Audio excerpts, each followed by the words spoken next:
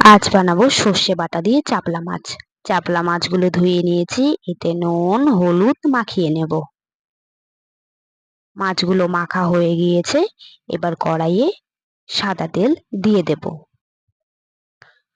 তেল গরম হয়ে গিয়েছে, মাছগুলো দিয়ে মাছগুলো ভেজে নেব।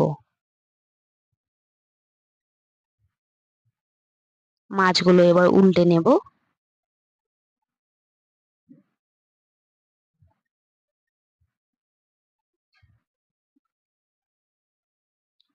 মাছগুলো ভাজা হয়ে গিয়েছে, এবার তুলে নেব।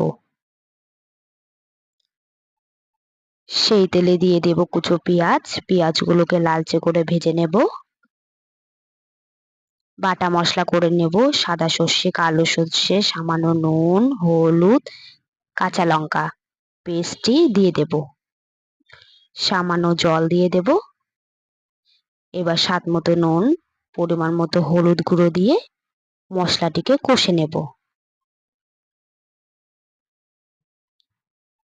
মশলাটির থেকে তেল ছেড়ে দিয়েছে, তার মানে মশলাটি কষে গিয়েছে। এবার পরিমাণ মতো জল দিয়ে দেব। সামান্য নেড়ে নেব। এবার জলটিকে ফুটতে দেব।